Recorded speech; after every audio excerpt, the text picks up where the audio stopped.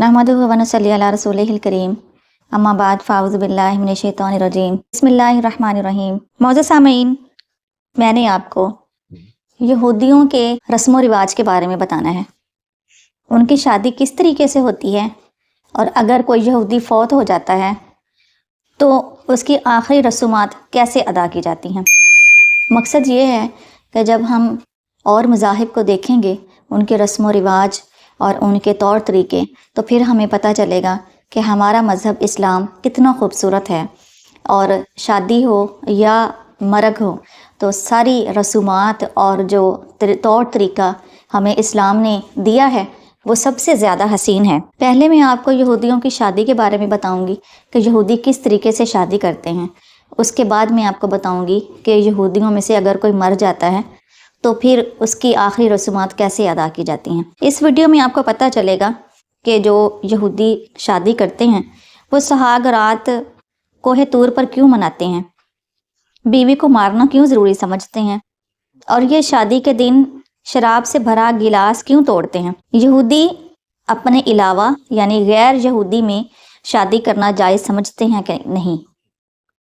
शादी फ़ारसी ज़ुबान का लफ्ज़ है जिसका मतलब है खुशी या मसरत। हर मज़हब में इबादतगाह घरों में या शादी घरों में शादी की जाती है। यहूदियत में शादी को ज़रूरी समझा जाता है। अगर कोई मर्द शादी नहीं करता तो उसे अधूरा मर्द समझा जाता है। और यहूदियत में औरत को मारना और उस पर जुल्म करना बहुत अहम समझा जाता है। उनके लिए ये कोई ऐब की बात नहीं है, क्योंकि यहूदियत में औरत का मकाम नहायत पस्त है।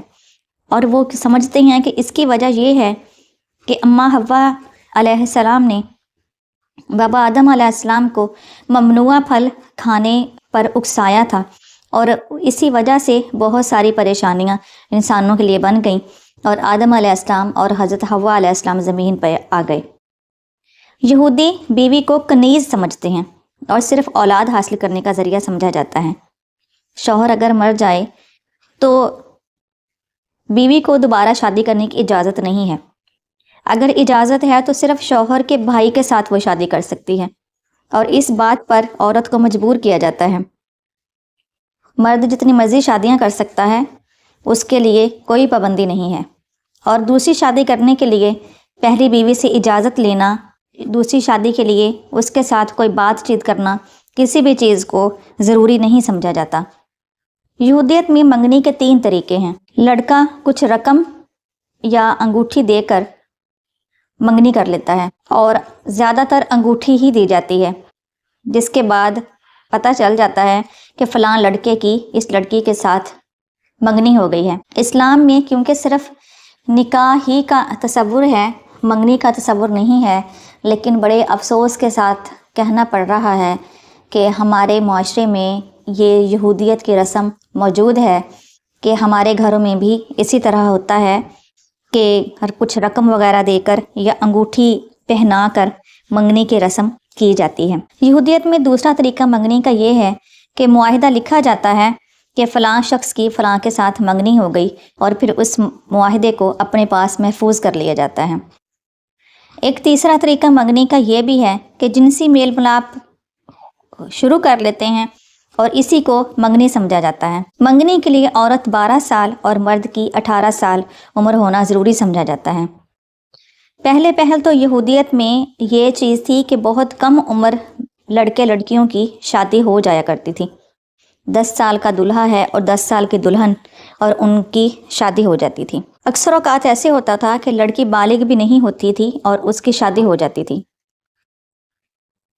यहूदी लड़का और लड़की शादी वाले दिन रोज़ा रखने को अच्छा तसव्वुर करते हैं। इनकी शादी का जो अहम जुज़ है वो एक शामियाना है जिसको खोपा कहा जाता है।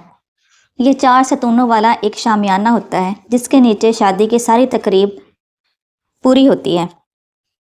ये सफ़ेद रंग का होता है और इसके नीचे सब लोग इकट्ठे होकर खड़े होते हैं। शादी की तकरीब का नाम भी कई बार खोपा ही रखा जाता है। इनकी शादी में एक रस्म है जिसको बदकन कहते हैं। बदकन असल में शौहर अपने दोस्तों और रिश्तेदारों के साथ खुशी के गीत गाता और डांस करता है। यहूदियों की शादी में जो लाजमी अमल है वो है 10 लोग جو کہ شادی میں موجود ہونے چاہیے، یعنی کہ یہ 10 گواہ ہوتے ہیں ان کی شادی کے، جیسے اسلام میں 2 گواہ دلہا کی طرف سے ہوتے ہیں اور 2 گواہ دلہن کی طرف سے ہوتے ہیں۔ یہودیت میں ایسے نہیں ہے، بلکہ 10 گواہ ہوتے ہیں۔ ان کا مذہبی پیشوا جس کو ربی کہا جاتا ہے، یہ بھی شادی میں لازمی ہوتا ہے۔ یہ آیات کی تلاوت کرتا رہتا ہے اور رحمت کی دعا کرتا ہے۔ اسی کھوپا کے نیچے کھڑے ہوئے یہ ربی شراب پر کچھ پڑھتا ہے اور دم کی ہوئی شراب دلہا اور دلہن کو دی جاتی ہے، اور دلہا دلہن جو اس وقت روزے کی حالت میں ہوتے ہیں وہ تھوڑی تھوڑی شراب پی لیتے ہیں۔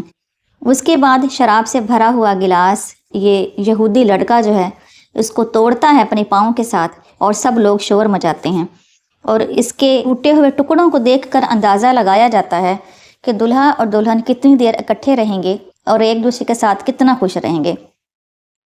دلہا اور دلہن ساتھ دعائیں پڑھتے ہیں، اور اس کے دوران دلہن اپنے شوہر کے گرد 7 چکر لگاتی ہے۔ اور قدیم یہودیت میں یہ بھی رسم تھی کہ سہاگ رات کوہ طور کے راستے میں کمبل لے کر گزاری جاتی ہے۔ اب میں آپ کو بتاتی ہوں کہ یہودیوں میں سے اگر کوئی مر جائے تو پھر کیا ہوتا ہے۔ اسلام، عیسائیت اور یہودیت میں مردوں کو دفن کیا جاتا ہے۔ ہندو اور باقی اور کچھ مذاہب ہیں جن میں مردوں کو جلایا جاتا ہے۔ جنازے کے لیے یہودیت میں عبرانی لفظ لیوایا استعمال ہوتا ہے، اور لیوایا کا مطلب ہے میت کو اس کی قبر تک احترام سے لے جایا جانا۔ لیوایا زیادہ تر عبادت گاہ، جنازہ گھر یا قبرستان میں ہوتا ہے۔ اسلام کی طرح یہودیت میں بھی فوری تدفین ضروری سمجھی جاتی ہے، اور یہ مرحوم کی تعظیم کا ایک اہم طریقہ سمجھا جاتا ہے۔ جب کوئی شخص مر جاتا ہے تو میت کی آنکھیں بند کر کے ایک کپڑے میں لپیٹ کر اس کو فرش پر لٹا دیا جاتا ہے، اور اس کے چاروں طرف بہت ساری شمعیں جلا دی جاتی ہیں، اور احتراماً 1 منٹ کے لیے بھی مردے کو اکیلا نہیں چھوڑا جاتا۔ مردے کے پاس کھانا پینا بالکل ممنوع ہوتا ہے، اور یہ سمجھتے ہیں کہ اس سے مردے کو تکلیف ہوگی، کیونکہ اس وقت وہ نہ کھا سکتا ہے نہ پی سکتا ہے، تو خود کو بے بس سمجھے گا اور وہ تکلیف محسوس کرے گا۔ یہودیوں میں ایک گروہ ہے جس کو شمیرم کہتے ہیں۔ یہ رضاکارانہ طور پر ہر علاقے میں موجود ہوتا ہے۔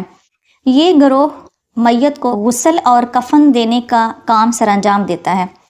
ان کو بڑی عزت کی نگاہ سے دیکھا جاتا ہے، کیونکہ شمیرم جو ہیں وہ میت کو دفنانے اور غسل وغیرہ دینے کا کوئی معاوضہ نہیں لیتے۔ یہودی میت کو چھونا روحانی ناپاکی سمجھتے ہیں، اس لیے کوہن کو میت والے کمرے میں آنے کی اجازت نہیں ہوتی۔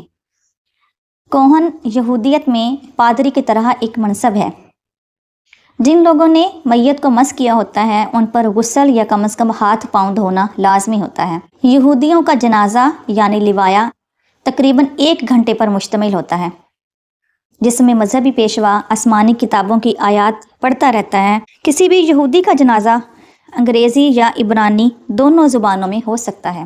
جب کوئی یہودی مر جاتا ہے تو گھروں کے آئینوں پر پردے ڈال دیے جاتے ہیں، اور اپنا چہرہ دیکھنا مناسب نہیں سمجھا جاتا، کیونکہ یہودیوں کا ہفتے کا دن عبادت کا دن ہے۔ ہفتے والے دن اگر کوئی یہودی مر جاتا ہے تو اس کو ہفتے والے دن دفن نہیں کیا جاتا، بلکہ اتوار کا انتظار کیا جاتا ہے۔ میت کو غسل دینے کے لیے اسے پورا پانی میں ڈبو دیا جاتا ہے، جسے طہرا کہا جاتا ہے۔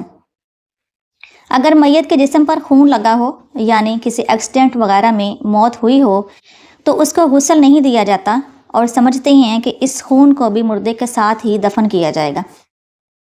جب کوئی یہودی مر جاتا ہے تو قریبی رشتہ دار علامت کے طور پر اپنے کپڑے پھاڑ دیتے ہیں، تاکہ دور سے آنے والے رشتہ داروں کو پتہ چل جائے کہ یہ اس کے رشتہ دار ہیں۔ میت کو جب دفنانے کے لیے لے جایا جاتا ہے تو تھوڑی دیر ٹھہر جاتے ہیں، پھر چل پڑتے ہیں، پھر تھوڑی دیر رکتے ہیں، پھر چل پڑتے ہیں، اور یہ عمل 7 بار کرتے ہیں، اور یہ میت کو دفن کرنے میں ہچکچاہٹ کی علامت سمجھا جاتا ہے۔ اگر قریبی رشتہ دار کپڑے نہ پھاڑیں تو جب وہ قبر کے پاس پہنچ جاتے ہیں تو ربی ان کے کپڑوں کو پھاڑ دیتا ہے، تاکہ یہ پہچان ہو جائے کہ یہ مردے کے قریبی رشتہ دار ہیں۔ بعض یہودی مردے کو کھڑا کر کے دفناتے ہیں اور بعض لٹا کر دفناتے ہیں، اور سب مل کر یہودی کی قبر کے اوپر مٹی ڈالتے ہیں اور پاس کھڑا ربی تورات کی آیات پڑھتا رہتا ہے۔ جب کوئی یہودی مر جاتا ہے تو اس کو کفن پہنانے کے بعد یا تابوت میں ڈالنے کے بعد اس کا چہرہ کسی کو نہیں دکھایا جاتا، اور وہ یہ سمجھتے ہیں کہ اس طرح کفن کے اندر بے بس اس کو دیکھ کر اس کے دشمن خوش ہوں گے، اس لیے کفن پہنانے کے بعد اس کا چہرہ کسی کو نہیں دکھایا جاتا۔ یہودی کو کفن پہنانے کے بعد میت کے اوپر ایک چادر لپیٹ دی جاتی ہے جس کو عبرانی زبان میں تالیف کہتے ہیں۔ یہودی تابوت استعمال نہیں کرتے، لیکن اگر کریں بھی تو تابوت کے اندر سوراخ بنائے ہوئے ہوتے ہیں اور سمجھتے ہیں کہ انسان مٹی کا ہے اور تابوت کیونکہ قبر میں رکھا جائے گا تو انسان اور مٹی کا تعلق قائم رہے، اس وجہ سے تابوت کے اندر سوراخ بناتے ہیں۔ یہودی کی قبر کے اوپر کتبہ ضروری سمجھا جاتا ہے کہ لازمی لگانا ہے، اور جب بھی کوئی قریبی رشتہ دار قبر پر مردے سے ملنے کے لیے جاتا ہے تو قبر پر گول چھوٹے چھوٹے پتھر لے کے جاتا ہے اور وہاں پر رکھتا ہے۔ اس لیے اگر کبھی کسی یہودی کی قبر کے پاس سے گزر ہو تو دیکھا جاتا ہے کہ یہودیوں کی قبروں کے اوپر بہت سارے پتھر پڑے ہوئے ہیں، کیونکہ ان میں رسم ہے کہ جب بھی کوئی اپنے عزیز کی قبر پر آتا ہے تو چھوٹے چھوٹے پتھر ساتھ لے کر آتا ہے اور قبر کے اوپر رکھتا ہے۔ قبر کے اوپر جو تختی لگی ہوتی ہے اس پر مردے کا نام، اس کی تاریخ پیدائش اور کچھ حالات زندگی لکھے ہوئے ہوتے ہیں۔ خاص کر مذہبی خدمات لازمی لکھی جاتی ہیں اور یہ عبرانی زبان میں کندہ کی ہوتی ہیں۔ ان کی مذہبی علامات یعنی ستارہ داؤدی، منورہ اور آیات تورات اس کتبہ کے اوپر لکھی ہوتی ہیں۔ اللہ تعالیٰ نے ہمیں بہت خوبصورت دین عطا فرمایا۔ اللہ تعالیٰ سے دعا ہے ہمارے رسم و رواج، چاہے وہ شادی کی ہوں، چاہے مرگ کی ہوں یا زندگی کے باقی معمولات ہیں، اللہ تعالیٰ وہ سب کے سب اسلام کے مطابق ہمیں گزارنے کی توفیق عطا فرمائے، ہمارے سارے رسم و رواج اسلام کے مطابق ہو جائیں۔ اللہ ہم سب کو عمل کی توفیق عطا فرمائے۔ وآخر دعوانا ان الحمد للہ رب العالمین۔